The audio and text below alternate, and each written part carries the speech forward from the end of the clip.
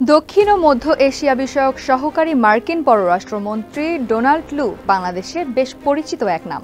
অতীতে তার বাংলাদেশ সফর আর বাংলাদেশ ইস্যুতে কথাবার্তা আলোচনার জন্ম দিয়েছে। আগামী 14 সেপ্টেম্বর লু আবারও বাংলাদেশে সফরে আসছেন। বর্তমানে ভারত সফরে আছেন তিনি, যে ভারতে অবস্থান করছেন ক্ষমতাচ্যুত শেখ হাসিনা।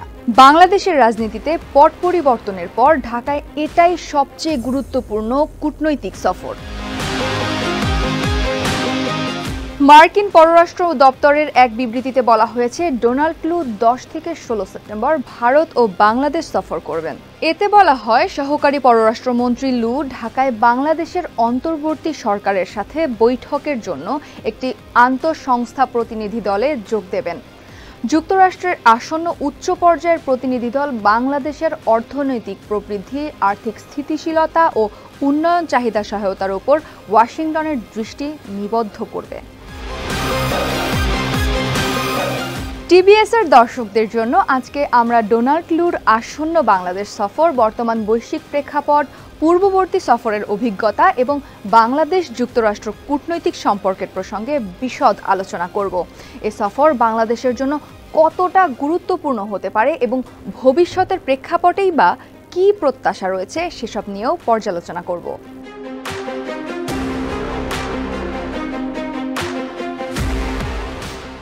ডোনাল্ড লু যুক্তরাষ্ট্রের পররাষ্ট্র দপ্তরের একজন অভিজ্ঞ কূটনৈতিক, যিনি দক্ষিণ এশিয়া এবং মধ্য এশিয়ার যুক্তরাষ্ট্রের কূটনৈতিক কর্মকাণ্ড পরিচালনা করছেন।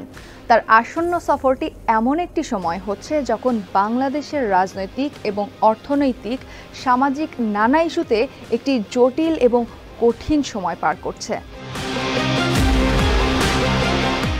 লুর এই সফর বাংলাদেশের জন্য অত্যন্ত তাৎপর্যপূর্ণ বলেই মনে করা হচ্ছে, কারণ এটি শুধু দ্বিপাক্ষীয় সম্পর্ক নয়, বরং যুক্তরাষ্ট্রের কৌশলগত অবস্থানের প্রতিফলনও হতে পারে।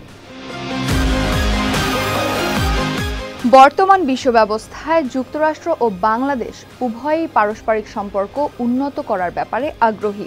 বাংলাদেশের অর্থনীতি যেমন দ্রুত এগিয়ে চলছে, তেমনি যুক্তরাষ্ট্রের কাছে বাংলাদেশের ভূ রাজনৈতিক অবস্থানও অত্যন্ত গুরুত্বপূর্ণ হয়ে উঠছে। এছাড়া যুক্তরাষ্ট্রের চীন ও ভারত মহাসাগরীয় অঞ্চলে কৌশলগত প্রয়াস বাংলাদেশের সঙ্গে সম্পর্ক উন্নয়নে প্রভাব ফেলছে।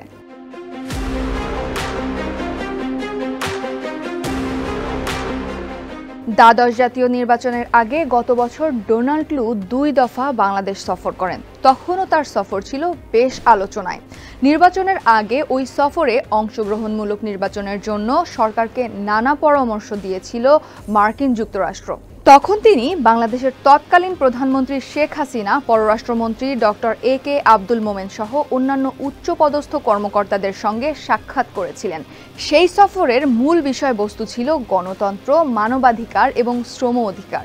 যুক্তরাষ্ট্রের দৃষ্টিতে তখন বলা হয়েছিল, এসব ক্ষেত্রে বাংলাদেশকে আরও উন্নতি করতে হবে। কিন্তু শেষ পর্যন্ত অনেকটা একতরফা নির্বাচনের মাধ্যমে বাংলাদেশ সরকার গঠিত হয়। সেই ভোট হয়ে যাওয়ার 4 মাস পর গত মে মাসে যুক্তরাষ্ট্রের এই সহকারী পররাষ্ট্রমন্ত্রী আবারও ঢাকায় আসেন। তবে এবার কোনো রাজনৈতিক দলের সঙ্গে বৈঠক করেননি তিনি। ডোনাল্ড লুর আগের সফরগুলোতে বাংলাদেশের শ্রম অধিকার, বিশেষ করে পোশাক শিল্পের নিরাপত্তা এবং কর্মীদের অধিকার নিশ্চিত করার বিষয়ে আলোচনা হয়। যুক্তরাষ্ট্রের পক্ষ থেকে এসব ইস্যুতে বিশেষ নজর দেওয়ার কথা বলা হয়। এছাড়া বাংলাদেশের গণমাধ্যমের স্বাধীনতা এবং মত প্রকাশের স্বাধীনতা নিয়েও উদ্বেগ প্রকাশ করা হয়েছে। নির্বাচনের আগের সফরে লু বাংলাদেশের নির্বাচনী প্রক্রিয়া এবং মানবাধিকার পরিস্থিতি নিয়ে সরাসরি মন্তব্য করেছিলেন, যা বাংলাদেশের রাজনৈতিক মহলে বেশ আলোড়ন তোলে। বিশেষ করে তিনি তৎকালীন নির্বাচন কমিশন এবং নির্বাচন ব্যবস্থাপনার ব্যাপারে উদ্বেগ প্রকাশ করেন। এর ফলে বাংলাদেশের অভ্যন্তরীণ রাজনীতিতে যুক্তরাষ্ট্রের ভূমিকা নিয়ে ব্যাপক আলোচনা শুরু হয়।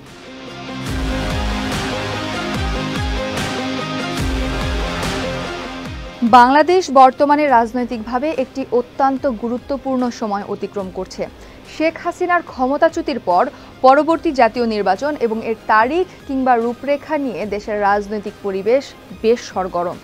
অন্তর্বর্তী সরকারের প্রধান উপদেষ্টা ডক্টর ইউনুস জার্মান সংবাদ মাধ্যম ডয়েচে ভেলেকে বলেছেন, সংবিধান সংস্কারের পর জাতীয় নির্বাচনের রূপরেখা প্রকাশ করা হবে। অন্যদিকে জাতির উদ্দেশ্যে প্রধান উপদেষ্টার সর্বশেষ ভাষণের পর বিএনপি মহাসচিব মির্জা ফখরুল ইসলাম নির্বাচনের তাগিদ দিয়েছেন।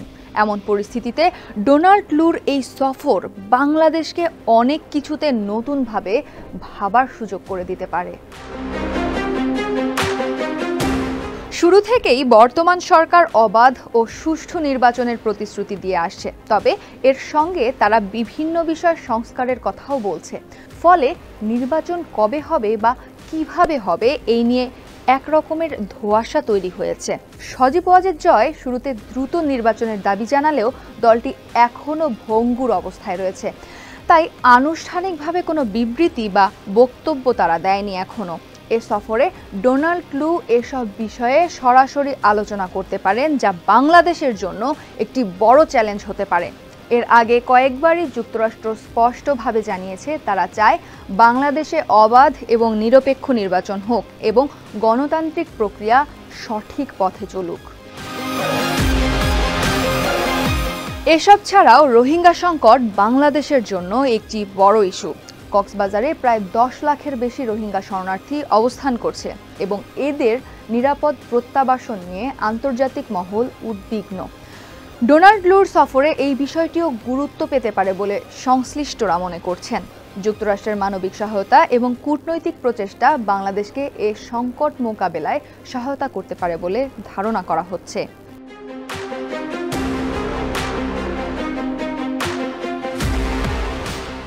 বাংলাদেশ যুক্তরাষ্ট্র কূটনৈতিক সম্পর্ক দীর্ঘদিনের। 1971 সালে বাংলাদেশের স্বাধীনতা যুদ্ধে যুক্তরাষ্ট্রের ভূমিকা এবং পরবর্তী সময়ে দ্বিপাক্ষীয় সম্পর্কের উত্থান পতন সবারই জানা। তবে সাম্প্রতিক সময়ে যুক্তরাষ্ট্রের সঙ্গে বাংলাদেশের সম্পর্ক বিভিন্ন কারণে পুনরায় আলোচনায় এসেছে। যুক্তরাষ্ট্রের মানবাধিকার রিপোর্ট, নির্বাচনী প্রক্রিয়া নিয়ে তাদের উদ্বেগ এবং বিশেষত চীন ভারতের সঙ্গে বাংলাদেশের সম্পর্ক, এসব কারণে এই সম্পর্ক নানা সমীকরণ অতিক্রম করেছে। যুক্তরাষ্ট্র দীর্ঘদিন ধরে বাংলাদেশের অন্যতম প্রধান উন্নয়ন সহযোগী। বিভিন্ন ক্ষেত্রে সহযোগিতা ছাড়াও বাণিজ্যিক সম্পর্ক দিন দিন বেড়েই চলেছে। 2022 সালে বাংলাদেশ যুক্তরাষ্ট্রে 10 বিলিয়ন মার্কিন ডলারের পণ্য রপ্তানি করে, যা বাণিজ্যিক সম্পর্কের নতুন মাইলফলক। তবে এই সম্পর্ক শুধুই বাণিজ্যের নয়, বরং কৌশলগত ক্ষেত্রেও বেশ গুরুত্বপূর্ণ। বাংলাদেশে চীনের ক্রমবর্ধমান প্রভাব নিয়ে যুক্তরাষ্ট্র উদ্বিগ্ন। বিশেষ করে অবকাঠামোগত খাতে চীনা বিনিয়োগ, ঋণ সহযোগিতা এবং প্রযুক্তিগত সমর্থন যুক্তরাষ্ট্রের জন্য একটি বড় কূটনৈতিক চ্যালেঞ্জ। এই প্রেক্ষাপটে যুক্তরাষ্ট্র বাংলাদেশকে তাদের পাশে রাখতে আগ্রহী এবং ডোনাল্ড লুর আসন্ন সফর এই প্রচেষ্টারই অংশ বলে অনেকে মনে করেন।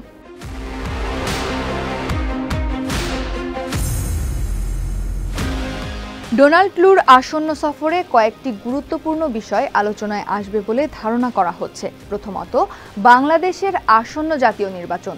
যুক্তরাষ্ট্র ইতোমধ্যেই বাংলাদেশ সরকারের পক্ষে সমর্থন জানিয়েছে, আবার গণতান্ত্রিক প্রক্রিয়াও দেখতে চায় তারা। দ্বিতীয়ত, মানবাধিকার এবং সিভিল সোসাইটি, বিশেষত ডিজিটাল নিরাপত্তা আইন এবং মত প্রকাশের স্বাধীনতা নিয়ে আগের আমলে যুক্তরাষ্ট্রের সরাসরি উদ্বেগ ছিল। ডোনাল্ড লু এসব বিষয়ে বাংলাদেশের বর্তমান সরকারের দৃষ্টি আকর্ষণ করতে পারেন এবং পরিবর্তনের আহ্বান জানাতে পারেন। তৃতীয়ত, রোহিঙ্গা সংকটের দীর্ঘমেয়াদী সমাধান নিয়ে আলোচনা হতে পারে। যুক্তরাষ্ট্র ইতোমধ্যেই রোহিঙ্গাদের সহায়তা দিতে অর্থায়ন করছে, তবে তাদের নিরাপদ প্রত্যাবাসনের বিষয়টি গুরুত্ব পাবে। লুর সফরে যুক্তরাষ্ট্রের কূটনৈতিক চাপ এবং সহযোগিতার সম্ভাবনা নিয়ে আলোচনা হতে পারে। চতুর্থত, অর্থনৈতিক সহযোগিতা এবং বিনিয়োগের প্রসঙ্গ আলোচনায় আসতে পারে। বাংলাদেশ যুক্তরাষ্ট্রের কাছ থেকে প্রযুক্তিগত সহযোগিতা, অবকাঠামোগত উন্নয়ন এবং বাণিজ্য সম্প্রসারণের আশায় রয়েছে। বাংলাদেশে বিনিয়োগের জন্য নতুন সুযোগ সৃষ্টির প্রস্তাব দিতে পারে।